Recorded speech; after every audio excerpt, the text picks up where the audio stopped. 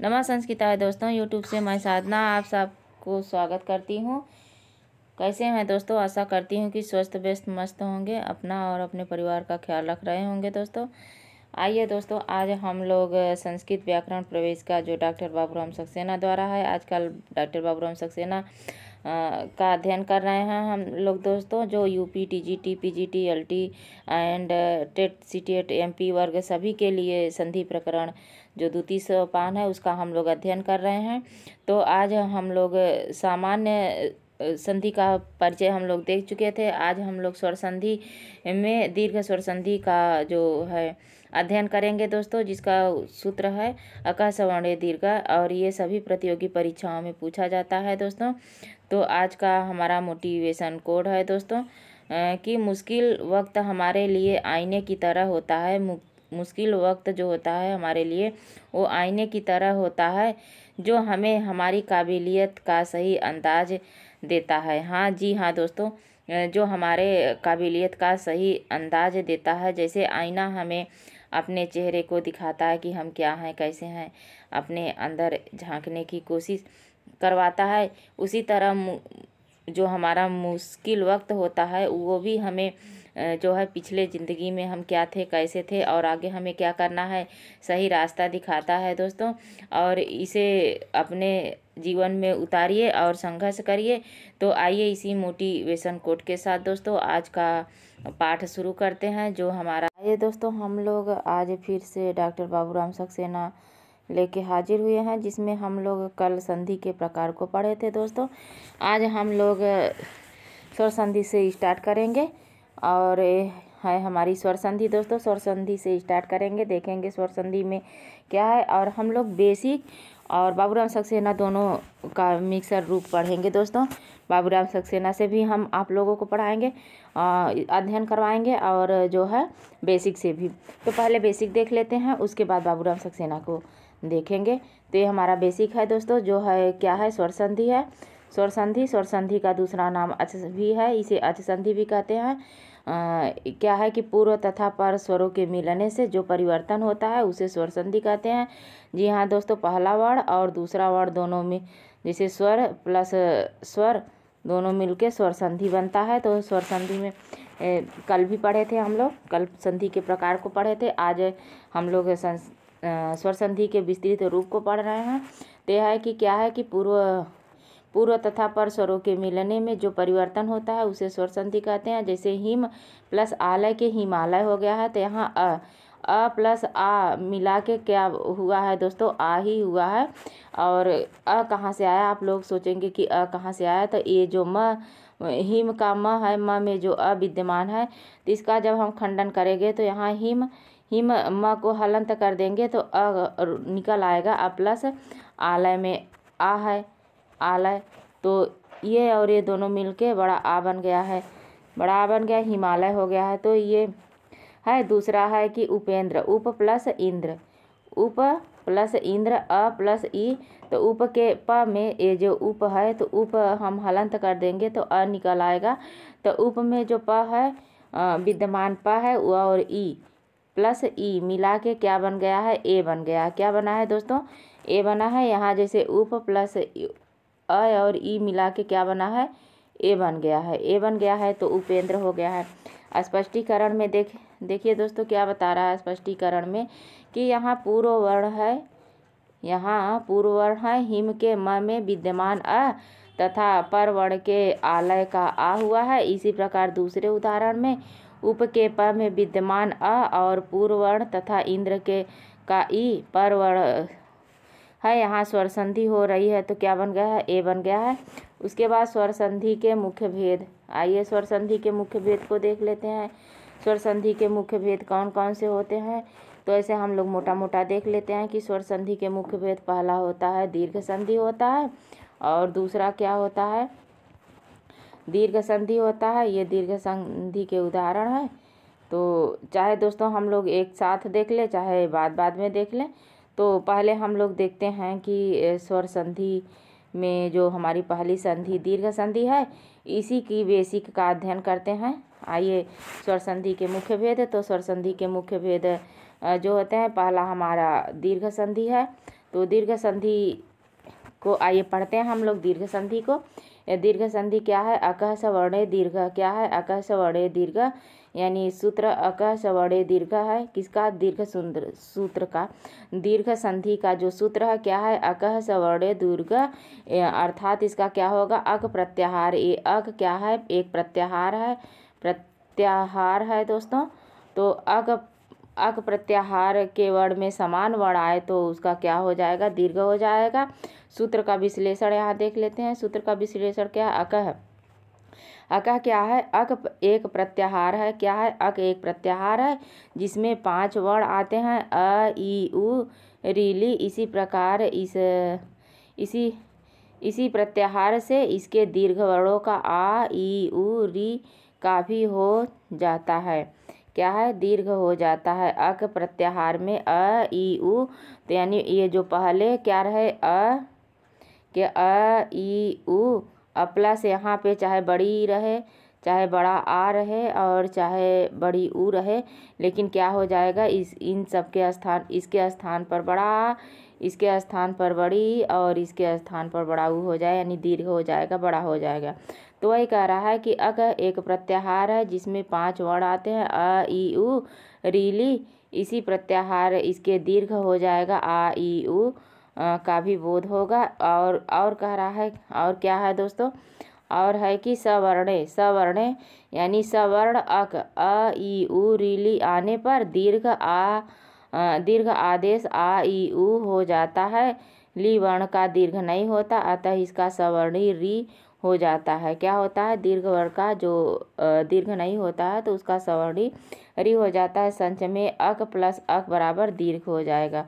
अक प्लस अक बराबर दीर्घ हो जाएगा। जैसे इसका ये होगा, जैसे अ प्लस अ बराबर क्या होगा? आ होगा। उसी अ प्लस आ बराबर भी आ होगा। उसी तरह आ प्लस आ बराबर भी आ होगा। और उसी तरह यहाँ आ प्लस अ बराबर भी क्या होगा? आ होगा। यानी चाहे छोटा छोटा रहे तो भी बड़ा हो जाएगा और बड़ा बड़ा रहे तो भी बड़ा हो जाएगा। एक छोटा एक बड़ा रहे तो भी बड़ा हो जाएगा और एक बड़ा एक छोटा रहे तो भी बड़ा हो जाएगा। आ की 4 स्थिति होती है। इसी तरह ई भी होता है, इसी तरह ई भी होता है। जैसे छोटी ई बड़ी छोटी रहे तो भी बड़ी होगा और छोटी ई, एक मिनट दोस्तों यहाँ से देखते हैं। जैसे ई प्लस ई रहे तो भी बड़ी हो जाएगा और दोनों बड़ी ई रहे तो भी बड़ी ई हो जाएगा। या तो एक छोटी और दूसरी बड़ी रहे तो भी बड़ी ई हो जाएगा, या तो फिर पहली बड़ी या दूसरी छोटी रहे तो भी बड़ी ई हो जाएगा। 4 स्थिति इसकी भी बनेगी। उसी प्रकार हमारा ऊ होता है। ऊ क्या होगा दोस्तों? जैसे कि उसी प्रकार ऊ होता है दोस्तों। ऊ क्या होता है कि छोटा ऊ प्लस छोटा ऊ रहे तो भी बड़ा ऊ हो जाएगा और बड़ा ऊ प्लस बड़ा ऊ रहे तो भी बड़ा ऊ हो जाएगा और एक छोटा ऊ दूसरा बड़ा ऊ रहे तो भी बड़ा ऊ हो जाएगा। पहला बड़ा और दूसरा छोटा रहे तो भी बड़ा ऊ हो जाएगा। इसी प्रकार हमारा री भी होता है दोस्तों। क्या? पहले री बड़ा प्लस छोटा रहे तो भी बड़ा, सभी इसी तरह होता है। आइए देखते हैं तालिका के माध्यम से। ये जैसे देखिए दोस्तों, अक क्या है? अकः पूर्व वर्ण है, सवर्णे जो है पर वर्ण है और दीर्घ आदेश होगा। जैसे अ प्लस आ बराबर अ प्लस आ से आ हो जाएगा। बड़ी छोटी रहे, बड़ी छोटी इधर भी रहे तो भी ई बड़ी हो जाएगा। छोटा ऊ बड़ा ऊ रहे, छोटा ऊ बड़ा ऊ इधर भी रहे तो भी हो जाएगा। मतलब 4 स्थिति बनती है, चाहे इधर चाहे उधर। अभी जैसे अ को हमने पढ़ के समझाया, लिख के समझाया, उसी तरह भी यहाँ है दोस्तों। यानी चाहे बड़ा रहे तो भी बड़ा होगा और छोटा छोटा रहे तो भी बड़ा होगा और छोटा बड़ा रहे तो भी बड़ा होगा किसी भी स्थिति में।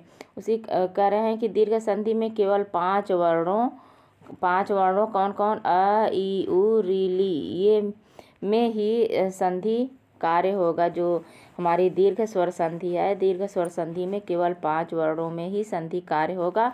वो 5 वर्ण कौन कौन से? वो 5 वर्ण ये हैं दोस्तों, अ ई उ री ली। इन्हीं 5 वर्णों में संधि कार्य होगा, इसके अलावा और कोई स्वर व्यंजन नहीं आएगा। तो इनका कहने का है कि जो हमारी दीर्घ संधि होती है, दीर्घ संधि में केवल 5 वर्ण अ ई उ री में ही री ली में ही संधि कार्य होगा। जैसे हरस और दीर्घ स्वरों का मिलना 4 प्रकार से हो सकता है। जी हाँ दोस्तों, अभी वही हम आप लोगों को बताने की कोशिश कर रहे थे कि जो हरस और दीर्घ स्वरों का मिलना होता है वो 4 प्रकार का होता है। 4 प्रकार का कौन कौन होता है ये देख लीजिए दोस्तों। पहला है अ प्लस अ बराबर बड़ा, ये छोटा छोटा है। तो जैसे अद्य प्लस अपि, यानी यहाँ भी अ है और यहाँ भी, तो क्या हो गया, अद्यापय बड़ा हो गया है। उसी तरह बड़ा बड़ा यानी बड़ा बड़ा देखिए।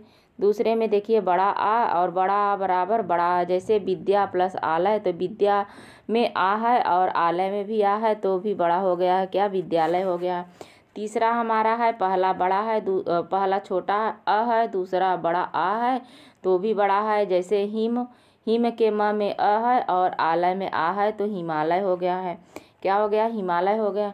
उसी प्रकार हमारा 5वां है कि पहले बड़ा है फिर बाद में छोटा है। यही कॉन्सेप्ट आप लोगों को अभी बता रहे थे कि ये देखिए पहले बड़ा बड़ा, उसके पहले छोटा छोटा, फिर बड़ा बड़ा, और उसके बाद एक छोटा एक बड़ा, उसके बाद एक बड़ा एक छोटा, तो भी क्या होगा, बड़ा ही होगा। क्या होगा दोस्तों, बड़ा ही होगा। तो जैसे विद्या प्लस अर्थी, यानी यहाँ पहले बड़ा है और यहाँ बाद में छोटा अ है, तो क्या हो गया, विद्यार्थी हो गया है। इसी प्रकार ई उ री ली में भी 4 प्रकार से दीर्घ संधि हो सकती है दोस्तों। जी हाँ, अभी यही तो बता रहे थे कि जैसे छोटी छोटी छोटी रहे तो भी बड़ी ई हो जाएगी, और बड़ी ई रहे तो भी बड़ी ई हो जाएगी। जैसे ये कॉन्सेप्ट है दोस्तों, ये देखिए अ वाला देख लीजिए। अ वाले से समझिए कि जैसे अ वाला 4 प्रकार से है, बड़ा हो जाता है, उसी तरह ई भी होगा, उसी तरह ई का भी होगा, उसी तरह ऊ का भी होगा, री का भी उसी तरह होगा, और ली का भी उसी तरह हो जाएगा दोस्तों। तो क्या है, इसी प्रकार अ ई उ री ली, इन चारों को भी दीर्घ संधि होगी। आइए दीर्घ संधि के उदाहरण देखते हैं। दीर्घ संधि क्या है, तो दीर्घ संधि के उदाहरण है दोस्तों, जैसे हिम प्लस आलय में संधि विच्छेद करके हिमालय बनेगा, क्या होगा, हिमालय, हिमालय बनेगा, हिमालय क्या हो जाएगा, हिमालय हो जाएगा। तो हिम के म में अ विद्यमान है, यहाँ आ है, यानी यहाँ पे बड़ा छोटा अ और बड़ा आ मिला के बड़ा यानी दीर्घ बन गया है। तो हिमालय, तो ये देखिए हिम खुद ही दिया है, हिम के माँ को अ को अलग कर लिए दोस्तों, उसके बाद यहाँ से आ को ले लिए, तो हिम आ लय यानी 2 वर्णों के स्थान पर दीर्घ आ आदेश होके क्या बन गया, हिमालय संधि बन गया। ये इसका विच्छेद है और ये इसका संधि युक्त रूप है। उपयुक्त उदाहरण में हिम के म में विद्यमान आलय के आ के से मिलाकर आ हो गया है।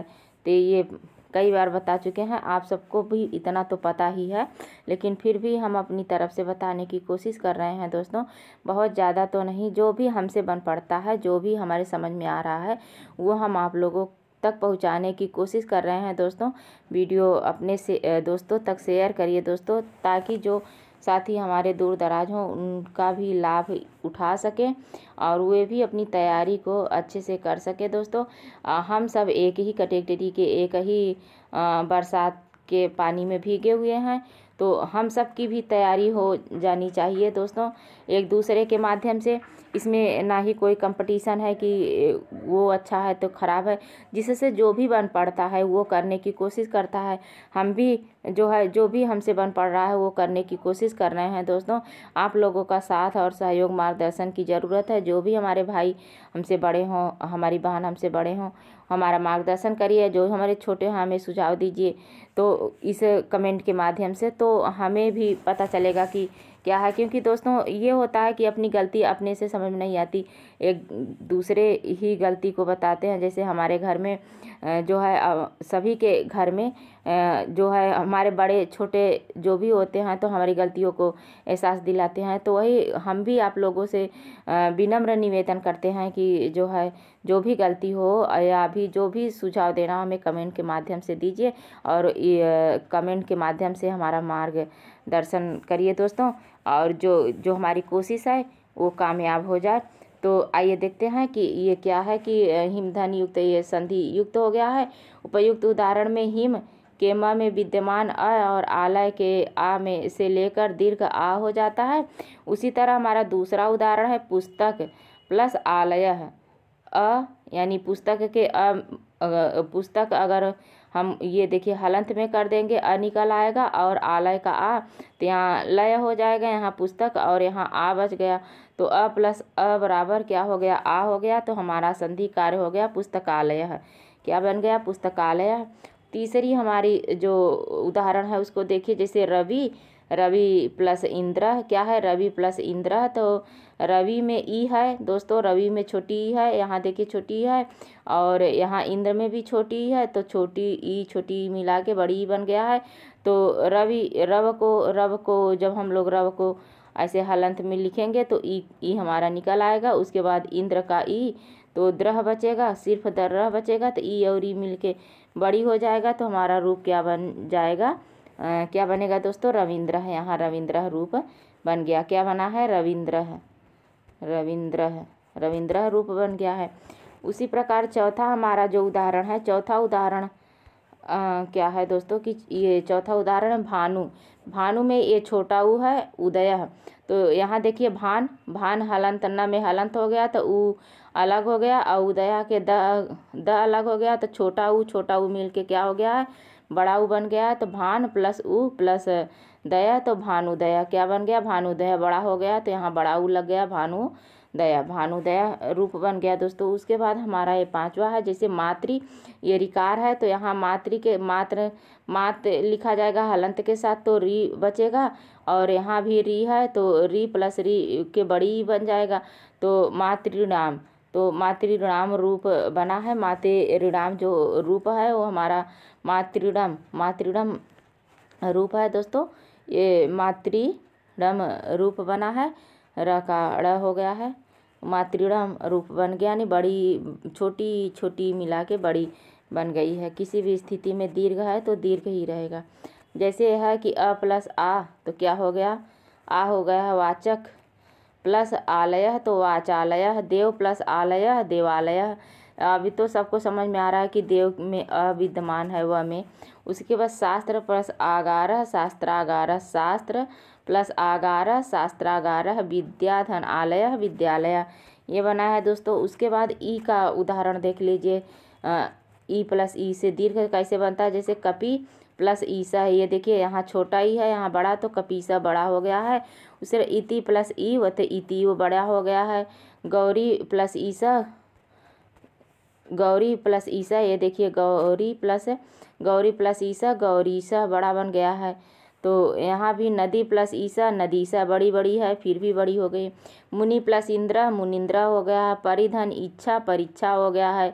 श्रीधन ईसा, श्रीसा हो गया है। श्रीधन ईसा, श्रीसा हो गया है दोस्तों। उसके बाद यहाँ हरिधन ईसा, हरीशा, महीधन ईसा, महीसा, और भूमि धनीशा, भूमिशा, गिरिधनीशा, गिरीशा, और पृथ्वी धनीशा, पृथ्वीशा। और आइए ऊ को देखते हैं, ऊ वाला रूप कैसे बनता है, जैसे ऊ प्लस ऊ के बड़ा ऊ बना है।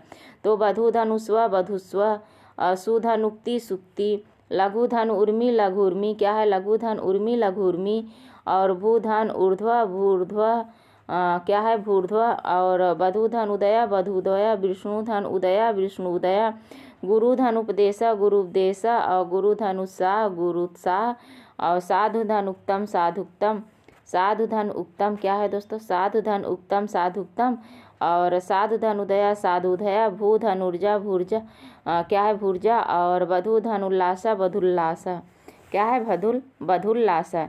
ये हमारा ऊ का है। आइए री का देखते हैं कि री प्लस री बराबर बड़ी री, तो मातृ प्लस ऋणाम, मातृणाम, मातृ प्लस ऋकारः, मातृकारः, पितृधन ऋणम, पितृणम, पितृधन ऋषभ, पितृष्व, और पितृधन ऋकारः, पितृकारः, मातृधन रिद्धि, मातृध्रि, और मात्राधि, और जो है होतृधन लिकारः, होत्रिकारः, कृधन ऋकारः, कृकारः। आ गया है। आगे फिर गुण, तो ये रहा हमारा बेसिक दोस्तों आए दोस्तों, अभी तक हम लोग बेसिक बेस पे जो है स्वर संधि का अध्ययन कर रहे थे। अब लोग बाबूराम सक्सेना के माध्यम से हम लोग देखते हैं कि स्वर संधि क्या होती है, किसे कहते हैं। क्योंकि आजकल हम लोग बाबूराम सक्सेना का अध्ययन कर रहे हैं। तो ये हमारा 6वां नंबर जो दिया है क्या है कि यदि साधारण ह्रस्व अथवा दीर्घ ह्रस्व अ ई उ री स्वर के अनंतर सवर्ण ह्रस्व अथवा दीर्घ स्वर आवे तो दोनों के स्थान में सवर्ण दीर्घ हो जाता है। जी हाँ दोस्तों, ये हम लोग बहुत ज़्यादा इसमें डिटेल करने की ज़रूरत नहीं है, क्योंकि इसका बेसिक रूप हम लोग देख चुके हैं, बेसिक संधि को अध्ययन कर चुके हैं। तो यह है कि ये जो साधारण ह्रस्व अथवा दीर्घ का मतलब है कि दोस्तों जो अभी हम आप लोगों को समझा, जैसे चाहे छोटा रहे या बड़ा रहे तो भी बड़ा हो जाएगा, छोटा छोटा रहे तो भी बड़ा हो जाएगा दोस्तों, और चाहे बड़ा और बड़ा आ रहे दोनों तो भी दीर्घ यानी बड़ा होगा, और एक बड़ा और दूसरा छोटा रहे तो भी बड़ा आ होगा, दीर्घ होगा, और पहले बड़ा बाद में छोटा रहे तो भी होगा।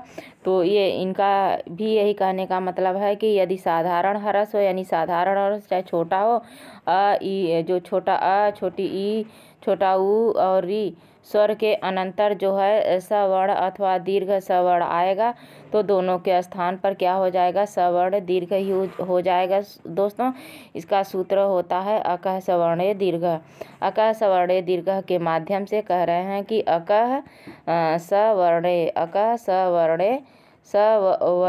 दीर्घ के माध्यम से जो है दीर्घ हो जाएगा सूत्र के माध्यम, यानी अक प्रत्याहार। तो अक प्रत्याहार के अंतर्गत ये वर्ण आते हैं कौन, अ ई उ री ली, ये 5 वर्ण आते हैं। तो इसके अनुसार से जो है इन्हीं 5 वर्णों के स्थान पर जो हो सवर्ण के स्थान पे सवर्ण आए, चाहे दीर्घ आए चाहे ह्रस्व आए, यानी पहले चाहे दीर्घ रहे चाहे ह्रस्व, बाद में चाहे दीर्घ या ह्रस्व अ ई उ आए यानी सवर्ण आए, यानी समान वर्ण आए, तो दोनों के स्थान पर क्या हो जाएगा, दीर्घ ही हो जाएगा। जैसे दैत्य प्लस आरिह, दैत्य प्लस आरिह का दैत्य में विद्यमान अ और आरिह का आ जो है आरिह का आ दोनों के स्थान पर दीर्घ हो गया है, तो रूप बन गया है दैत्यारी। क्या हो गया है, दैत्यारी।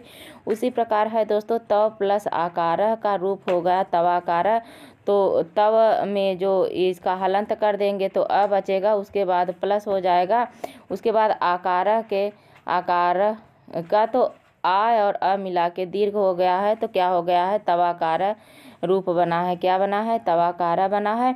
उसी प्रकार है दोस्तों सदा प्लस अभवत, सदा प्लस अभवत के तो सदा का सद बन जाएगा, यद सदा सॉरी दोस्तों यदा है, तो यदा का क्या बनेगा, य और यद प्लस आ निकलेगा, और यहाँ क्या है अभवत का भवत यहाँ हो जाएगा भवत। तो बड़ा आ और छोटा आ मिला के क्या हो गया है, दीर्घ हो गया है, तो क्या बन गया, यदा भवत, यदा भवत, यदा भवत बन गया रूप। देखिए दोस्तों यदा भवत रूप बन गया है यदा भवत। उसी तरह विद्या में जो बड़ा आ है और आतुर में बड़ा आ है, तो दोनों के स्थान पर क्या हो गया है, दीर्घ हो गया है, तो विद्या आतुर है रूप बना है। क्या बना है, विद्या आतुर है। उसके बाद ई का देखते हैं दोस्तों। ई का क्या है, इति के इत, इति के इति का जो है छोटा ई है प्लस ई ओ के ई है, तो दोनों के स्थान पर दीर्घ हो गया है, तो क्या बना है रूप इतीव। क्या है, इतीव रूप बना है दोस्तों, इतीव रूप बना है। उसी प्रकार है ये अपि धन इच्छते, तो अपि के अपि में प बचेगा, तो इसका ई ले लीजिए दोस्तों। उसके बाद बड़ी है इच्छते, तो यहाँ दीर्घ बन गया है, तो इसका रूप बन गया है अपीच्छते। क्या, अपीच्छते, अपीच्छते रूप बना है दोस्तों। उसके प्रकार उसी बाद में है श्री का ई है, उसके बाद ईशा का ई है, तो दोनों के स्थान पर दीर्घ हो गया है, श्रीशा बना है। उसी प्रकार रागी प्लस ई है, तो रागी में बड़ी ई है और ई है में छोटी ई है, तो बड़ी ई प्लस छोटी ई बराबर बड़ी ई, तो रागी बन गया। क्या, रागी बना है। उसके प्रकार ऊ को देखिए, ऊ में विष्णु के ऊ में छोटा ऊ है, फिर छोटा ऊ है उदय के, तो विष्णु उदय बड़ा ऊ बन गया है, विष्णु उदय। क्या बना है, दीर्घ ऊ के विष्णु उदय बन गया है। उसी प्रकार साधु के छोटा ऊ प्लस ऊंचा के में बड़ा ऊ है, तो दोनों के स्थान पर बड़ा ऊ यानी दीर्घ ऊ बन गया है, तो साधु ऊंचा बन गया है, साधु ऊंचा बन गया है। उसके बाद चमू में बड़ा ऊ है, चमू में क्या है, बड़ा ऊ है, और यहाँ ऊर्जा में भी बड़ा ऊ है, चमूर्जा। तो दोनों के स्थान पर ऊ बन गया है, तो चमूर्जा रूप बना है। क्या बना है, चमूर्जा बना है। उसी के प्रकार वधु धन ऊपरी बना, क्या, वधु के बड़ा ऊ और ऊपरी के प्लस छोटा ऊ बराबर क्या बना है, बड़ा ऊ बना है। तो वधु ऊपरी बन गया, वधु ऊपरी। उसके बाद अभिमन्यु उपसंख्यानम बना है, तो अभिमन्यु में जो छोटा ऊ है उपसंख्यानम में भी छोटा है, दोनों को मिला के बड़ा ऊ बन गया है। तो क्या हुआ है, जो है अभिमन्यु उपसंख्यानम, अभिमन्यु, ये देखिए यहाँ बड़ा ऊ बन गया, क्या, बड़ा ऊ बना है। यहाँ पे देखिए बड़ा ऊ का चिन्ह लगा हुआ है। दोस्तों जो हम लिख रहे हैं लिखने पे मत जाइए, लेकिन हमारे शब्दों को सुनिए, शब्दों को पर ध्यान दीजिए। उसके बाद देखिए शिशु में जो ऊ है छोटा ऊ, उदरे में भी छोटा ऊ है, तो दोनों के स्थान पर बड़ा हो गया है, शिशु उदरे बन गया, क्या, शिशु उदरे बन गया है। उसके बाद रिकार को देखते हैं, तो एक कर्ती, कर्ती में जो क्या है, री है, और यहाँ भी क्या है, री है। तो दोनों के स्थान पर क्या हुआ, बड़ी री बन गई है। क्या बनी है दोस्तों, बड़ी री। तो यहाँ जो रूप बना है ये क्या बना है, कर्तुजह, कर्तु, ये कर्तु रिजु बना है, तो कर्तुजह बन गया है। तो यहाँ ये देखिए जो त है, तो त में बड़ी री लगी हुई है। उसके बाद क्री प्लस रिकारा है, तो क्री में जो है बड़ी छोटी और रिकारा में बड़ी, तो क्या हो गया, क्रिकारह, क्रिकारह क्या बना है, क्रिकारह रूप बना है। यहाँ उसी प्रकार है होत्रिकारह, होत्री में जो री है रिकारह में, तो होत्रिकारह बन गया है। उसके बाद है दोस्तों यदि यदि या री अथवा ली के बाद ह्रस्व री अथवा ली आवे, तो दोनों के स्थान पर ह्रस्व क्या होता है, यहाँ देखते हैं ह्रस्व री या ह्रस्व हो जाएगा, क्या, ह्रस्व री या ली भी स्वेच्छा से हो करते हैं। जैसे होत्री रिकारह के होत्रिकारह या होत्री रिकारह, यानी यहाँ देखिए यहाँ दीर्घ ह्रस्व का भी रूप बना है और यहाँ दीर्घ का भी रूप बना है। स्वेच्छा से कह रहे हैं कि यदि ह्रस्व री या ली आए तो उसके स्थान पर जो ली होता है इसका तो ह्रस्व दीर्घ रूप होता नहीं, ये ह्रस्व में ही रहता है, तो इसके स्थान पर स्वेच्छा से भी होत्रिकारह यानी होत्री या इसका स्वेच्छा से जो है दीर्घ और ह्रस्व कर सकते हैं। जैसे दोस्तों ये है, इस प्रकार से सब मिलाकर इसके 3 रूप बनते हैं। पहले होत्रिकारह, ये दीर्घ रूप बना है, होत्रिकारह ये ह्रस्व रूप बना है, और यहाँ होत्री रिकारह बना है, होत्री रिकारह से उसी तरह संधि कर दी गई है। तो होत्र इसी प्रकार होता है दोस्तों, होत्री प्लस लिकारह में होत्री लिकारह का होत्री होत लिकारह बना है और होत्री लिकारह दोनों रूप बना है दोस्तों। तो बस इन सब का जो री वाला पोर्शन होता है यही बस रूप बनता है, और क्रिकारह और मातृकारह आदि जो रूप बनते हैं तो समझ में आते हैं, बस इसी में कंफ्यूज होता है। तो इसका जो सूत्र है, तो इसका सूत्र है जो होत्रिकारह रिकारह का सूत्र रीति सवर्णे वा, लिति सवर्णे वा सूत्र से बनता है, और होत्रिकारह यह रूप रीत्यकः से प्रतीक भाव होने पर बनता है दोस्तों। उसके बाद हमारी यहाँ से आ गई है गुण संधि, 7 नंबर से गुण संधि है दोस्तों। तो गुण संधि का अध्ययन हम लोग अगली वीडियो में करेंगे। आज बस यहीं तक। और वीडियो कैसे लगा दोस्तों, आप लोगों को अच्छा लगा हो तो अपने दोस्तों तक शेयर करिए। जो हमारे नए दोस्त हैं वो वीडियो को लाइक करिए दोस्तों, सब्सक्राइब करिए, ताकि का नोटिफिकेशन और वीडियो आप लोगों तक आसानी से पहुंच सके दोस्तों, और अपनी तैयारी बना सकें। और जो भी कमियां हो, जो भी हो, उसे कमेंट के माध्यम से हमें बताइए दोस्तों, हमारा मार्गदर्शन करिए। तो आज बस यहीं तक। संस्कृत के प्रति जो हमारा कर्तव्य है, जो भी हमसे थोड़ा बहुत बनता है, वो भी कोशिश कर रहे हैं दोस्तों, और आप लोगों का साथ और सहयोग की हमें ज़रूरत है। और चाहे बड़े हों हमसे, चाहे छोटे हों, सभी लोग हमारा सहयोग करिए।